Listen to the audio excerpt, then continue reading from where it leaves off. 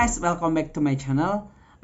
Kita mau lanjutin dari part yang sebelumnya. Kalau kemarin kan kita sudah membahas tentang huruf konsonan tunggal. Sebenarnya huruf konsonan tunggal itu masih ada yang sisa, sekitar 4 huruf lagi. Saya kenapa tidak gabungkan, karena ini memiliki pelafalan yang mirip dengan yang tunggal pertama, tapi hanya 4.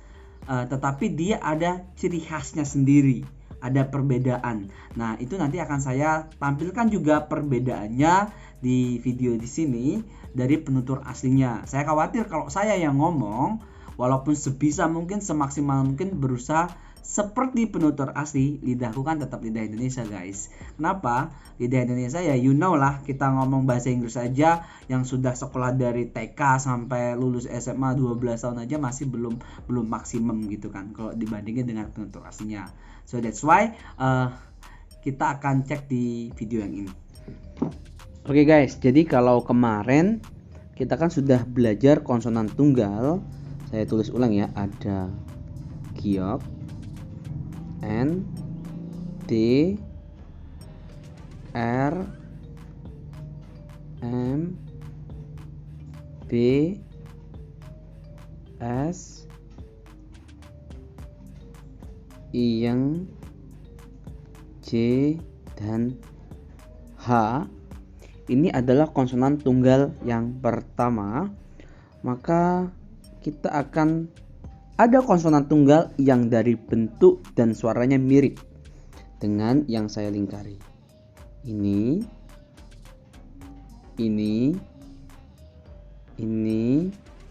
dan ini. Bentuknya sama. Kok sama lagi? Bentuknya hampir sama dan pelafalannya mirip. Kita geser ke atas, twing. Nah, sekarang huruf konsonannya apa? Huruf konsonannya adalah kiak, tiet,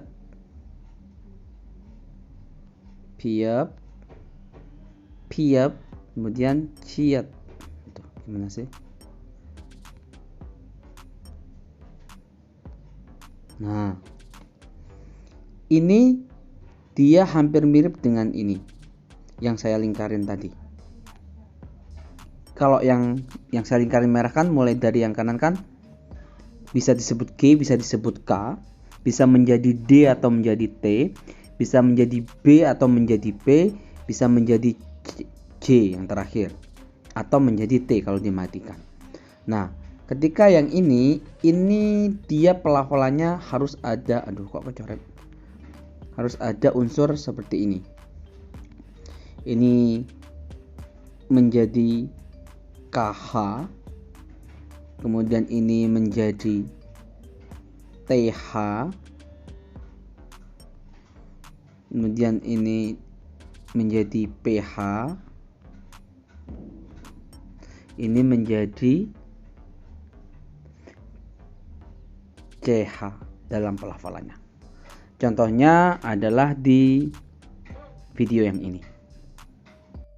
차, 카, 타, 파, 초, 코, 토, 포. Nah, itu tadi hanya 4, tapi pelafalannya mirip, tapi ada perbedaannya dibandingkan dengan yang konsonan tunggal yang asli yang pertama tadi. Nah, ini ada kemiripan dan ini nanti akan menjadi, terus mungkin ada yang bertanya gini, terus gimana cara bedainnya? Beliau ini menggunakan huruf yang ini atau yang ini, atau orang itu menggunakan huruf yang ini atau huruf yang ini gitu kan, antara yang dasar tunggal pertama dengan yang tunggal yang 4 memiliki kemiripan tadi. Itu terus digunakannya buat apa gitu kan? Nanti itu akan berguna di kosakata tertentu karena bunyinya pun sedikit berbeda. Nah, itu tadi tentang 4 tambahan konsonan tunggal. Nah, selanjutnya saya akan kasih konsonan rangkap atau ganda. yaitu ada sekitar 4 juga, sedikit teman-teman, 4 juga, dan itu paling simpel ngapalinnya. Karena ini pun mirip dengan yang 4 sebelumnya, ada kemiripan. Nanti teman-teman bisa bedakan suaranya di video yang setelahnya. Oke, setelah konsonan tunggal yang memiliki bentuk mirip atau hampir sama dengan konsonan tunggal yang pertama tadi, ini adalah huruf konsonan rangkap dan terakhir dari huruf konsonan Hangul. Juga memiliki kemiripan pelafalan dengan yang sebelumnya. Apa hurufnya? Hurufnya adalah sang, giok. Ini sebenarnya bukan gini ya, ini cuma tips saya aja supaya lebih simpel dalam menulisnya. Sebenarnya itu dia double gini guys. Nah, gitu tapi mepet ya. Kemudian sang diget. Aduh, gimana sih? Saya itu kan males nulis guys orangnya. Jadi suka saya iniin. Ya. Yang pertama apa? Sang giok. Ini dempet gini, kemudian sang diget. Ini mirip juga. Setelah itu apa? Sang biep. Nah, setelah itu apa? Sang siet. Atau ini yang rangkap. Bunyinya hampir sama. Bedanya kalau yang di atas itu ada unsur hanya, misalkan kayak yang ini, yang pertama ini, yang kiak ketemu dengan a, maka bacanya jadi k.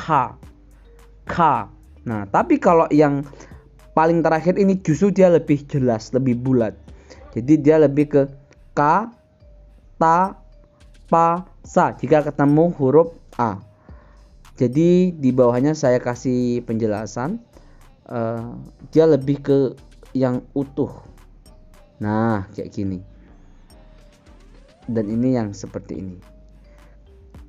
Begitu guys. Kalau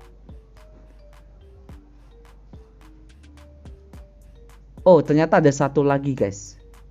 Satu lagi ketinggalan. Saya hampir saja lupa, yaitu sang jiget.